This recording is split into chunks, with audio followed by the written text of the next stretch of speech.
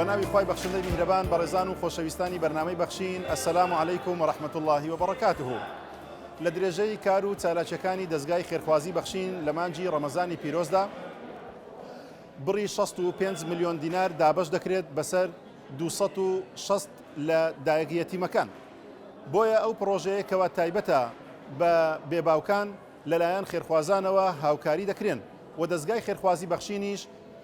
ئەو ناوانەی کەوا پێشتر لەلایەن تۆمار کرابوو و بە دوواداچوونیان بۆ کرابوو کە پێویست بوو بەوەی کەوا هاوکاری زیاتر بکرێن و وەزەکاتی ماڵی خۆیان پێ بدرێت. بۆیە دەستگای خێرخوازی بەخشین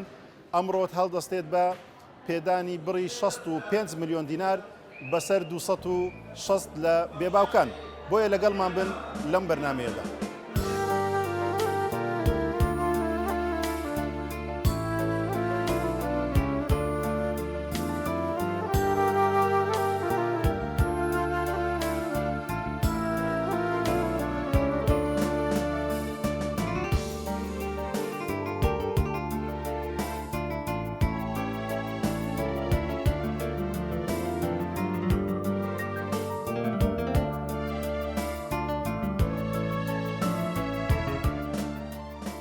دەستان خۆش بکاکە خۆ خێرتان بنووسی چەند سارە هاوکاری یەتیمان دەکەن خۆتان ڕازی یا ڕەبی خوا بێختەپاداش قیامەتتان یا ڕەبی دەستەکان خۆش وەڵا زۆر پێویستە بەڕاستی هەموو ساحب منداڵیەتی من زۆر پێویستە خوا لێیان ڕازی بی دەستیان خۆش بی وەڵا هاوکاریان دەکەن زۆر مەمنون دەستیان خۆش بی خوا لێیان ڕازی بی خوا خێرتان بنووسی خوا ئەزر و پاداش بداتەوە یا ڕەبی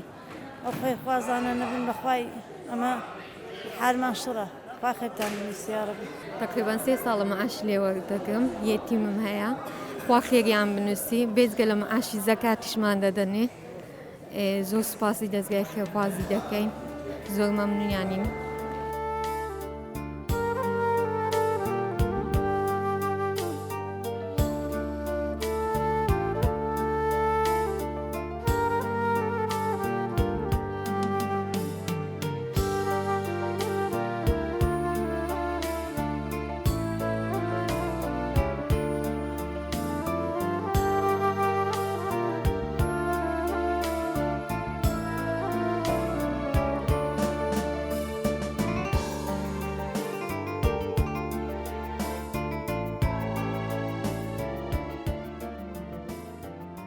دەستخۆشیان لێ دەکەم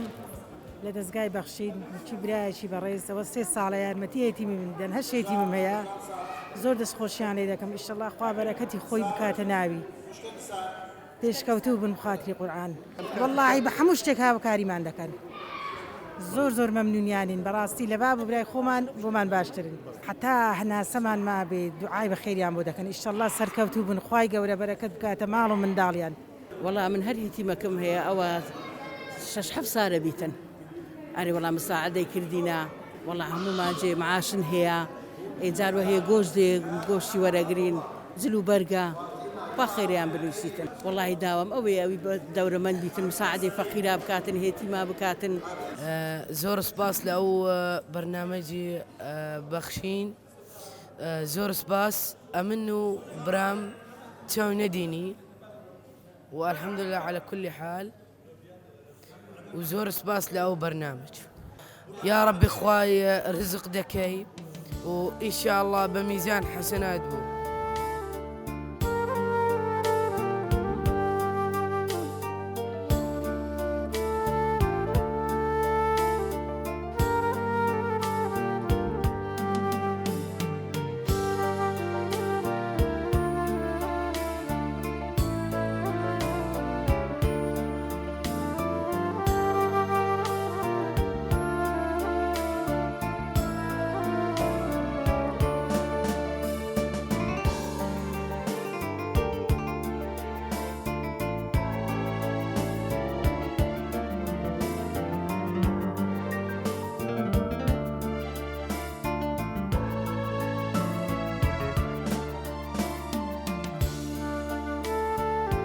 ئێمە لە سنتەری هەولێر لە ئۆفیسی هەولێرەوە کە پرۆژەیەکی گەورەمان ئەنجام دا بە هاوکاری خێرخوازان ئەویش هاوکاریکردنی 206 لە خێزانی بێباکان بووم بە بڕی 65 میلیۆن دینار دیارە بۆ هەر خێزانێک ئێمە بڕی 250,000 دینارمان پێدان و لێرەشەوە دەمێ بەڕاستی سوپاسی خێرخوازان بکەم لە هەرێمی کوردستان دەرەوەی هەرێمی کوردستان و لە شاری هەولێری خۆشەویستیش کە بەردەوام ئەو پرۆژانی دەستگای خێرخوازی بەخشین ڕای دەگەێنێت هاوکار و پشتیوانی خۆیان دەردەبڕێن زەکات و سەدەقە و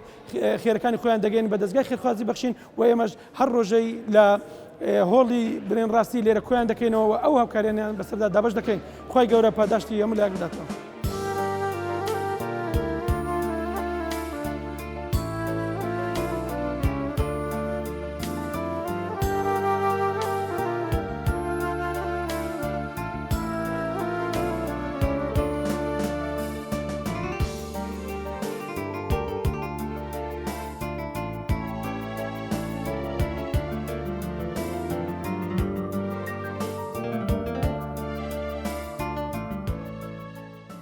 ئەوەی جێگای دڵخۆشیە کەوا بەڕێزان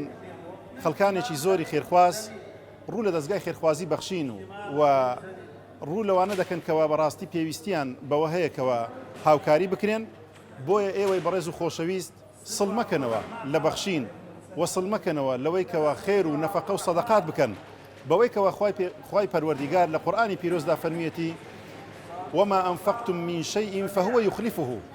هەر کاتێک ئێوە ببەخشن لە پێناوی خوای پەروەردیگار خوای گەورە بۆمان دەکاتە زەخیرەیەک لە زەخیرەکانی قیامەت بۆیە ئێوەی بەڕێز ببەخشن تاوەکو بەخشینیش بەردەوام بێت بەخواتان دەسپێرین خواتان لەگەڵ